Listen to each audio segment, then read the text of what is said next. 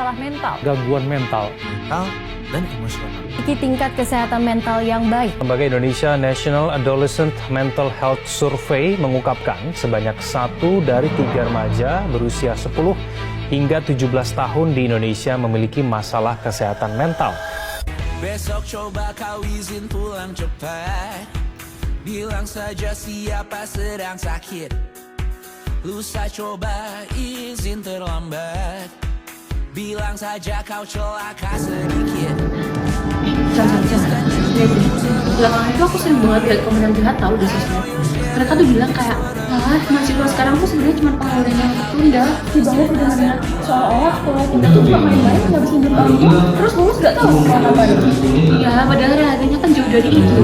Kita tuh sebenarnya nggak punya cuma tugas doang, tapi banyak teman-teman kita yang lapar karena ekonomi keluarga. Apalagi kita ngerantau jauh kan, otomatis jauh dari orang tua. Terus ditambah tugas yang menumpuk, wah tambah puyeng sih. Dan yang paling menyedihkan tadi tuh aku lihat kan di search itu, aku lihat data statistik itu menunjukkan kalau angka depresi, gangguan mental sampai kamu bunuh diri di kalangan mahasiswa tuh meningkat. Itu tuh bukan cuma soal nilai IPK doang tahu. Karena kalau kita dari mahasiswa lain untuk tahu tentang masalah itu gimana? Boleh. Kayaknya ide bagus deh. Yuk, sekarang ya, ayo. Halo guys, hari ini kita lagi di gedung FIS nih. Kita mau cari narasumber yang bisa diwawancara. Iya nggak, Cel? Bener sekali. Mungkin kita udah juga melihat-lihat di sekitar kita. Kita juga udah nemuin target nih kayaknya yang bisa diajak ngobrol seru sama kita. Yuk, ikuti kita yuk. Misi Kak, boleh diwawancarain nggak? Kakaknya sibuk nggak? Enggak. Dari prodi apa? Nama dulu deh, nama, semester berapa, sama dari prodi apa ya Kak? Nama saya Dwi Chandra Kasaputra dari prodi S1 Ilmu Komunikasi, sekarang semester 3. Semester 3 ya? Ya. Oh ya, kakaknya lagi nggak sibuk kan ya? Boleh kita wawancarai kan ya? Jadi kita nih lagi ada tema, gimana sih tanggapan kakak tentang mahasiswa adalah pengangguran yang tertunda? Gimana tanggapan Kak Chandra nih, gimana?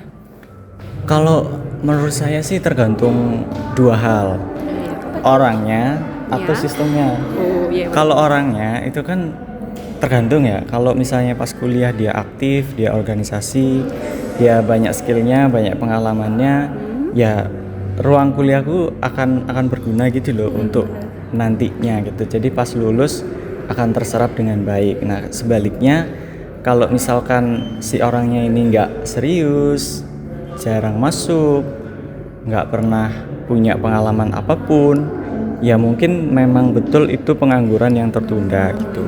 Terus juga bisa jadi karena sistemnya, meskipun kitanya sebagai mahasiswa sudah bekerja keras sampai jungkir balik sekalipun, tapi kalau sudah sistemnya yang rusak, ya nggak akan bisa terserap gitu. Misalnya kayak sebagus apapun kita kan, terus yang dipilih ternyata orang terdekat misalnya kan, nepotisme kan. Waduh, iya gitu. Sekarang kan marak tuh ya. Gitu sih.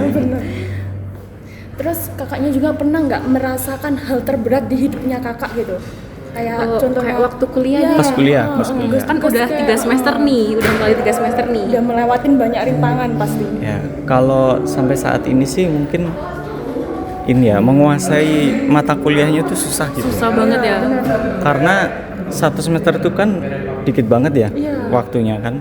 Terus yang harus dipelajari juga banyak sekali ya. Nah belum sampai dalamnya gitu, satu matkul itu belum dalam, terus kita udah harus beralih ke semester berikutnya terus dapat materi baru lagi gitu. Jadi kayak kalau makan tumpeng tuh kan ada pucuknya tuh, kita ambil pucuknya makan, terus ganti tumpeng lagi, ambil lagi kayak gitu sih. Tapi selama kuliah ini pasti pernah kan ngalamin hal yang berat kayak gini, maksudnya kayak bikin down gitu yang nggak bisa diobati cuman kayak mandi atau makan tuh kayak nggak bisa terobati. Nah kira-kira dari Kak Chandra sendiri nih pernah nggak mengalami hal itu dan gimana caranya mengatasi hal itu pas lagi capek-capeknya kuliah? Kalau lagi pas capek-capeknya sih ya dikembalikan lagi sih ya, kalau saya ya udahlah ya gitu dijalani aja gitu ya. kan. Terus nanti kan juga akan berakhir kan. Terus juga biasanya untuk menyemangati itu kalau misalnya kita ada tugas kan biasanya ngerjakan tuh sampai malam sampai pagi ya kan. Sampai nggak tidur juga. Sampai nggak tidur, sampai Iya. nggak pulang gitu. Biasanya saya selalu bilang ya nggak apa-apa deh berjuang sekeras ini tapi semoga nanti dapat karir yang bagus, dapat masa depan Iya, yang iya, bagus benar gitu juga. sih. Wah. Jadi lebih semangat aja. Kayak motivasinya cukup membuat ini ya bang ya. Kira-kira ada nggak pesan yang mau disampaikan buat teman-teman yang lagi ngerasa burnout, capek kuliah nih buat teman-teman yang di sana?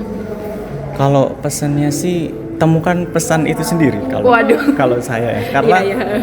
setiap orang kan punya tujuannya masing-masing gitu ya. Kalau misalnya kuliah kan biasanya kadang orang nggak tahu gitu.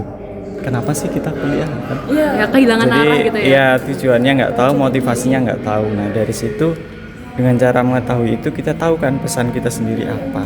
Jadi yang dipesankan saya kepada diri saya kan belum tentu cocok Iya, dengan yang sama lainnya dengan diri. gitu sih. Iya sih benar.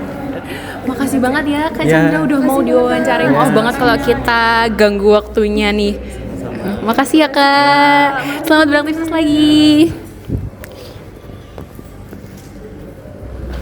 Teman-teman, kalian udah dengar sendiri kan, menjadi mahasiswa itu tidak mudah dengan berbagai masalahnya, berbagai rintangannya yang udah mereka lewatin. Di balik pengangguran yang tertunda itu sebenarnya ada air mata dan juga keringat yang nggak terlihat di instastory mereka. Dan bagi kalian yang nonton ini, jangan meremehkan hal sekecil apapun, usaha kalian sekecil apapun itu, karena usaha kalian itu sangat-sangat berharga. Buat kalian nggak apa-apa kok buat istirahat sejenak karena merasa capek, nggak apa-apa juga buat gagal karena itu semua adalah proses untuk bertumbuh lebih tinggi lagi. Semangat untuk kalian semua. Saya Chelsea, Saya Fred Radianti dari Alpha Production. pamit undur diri.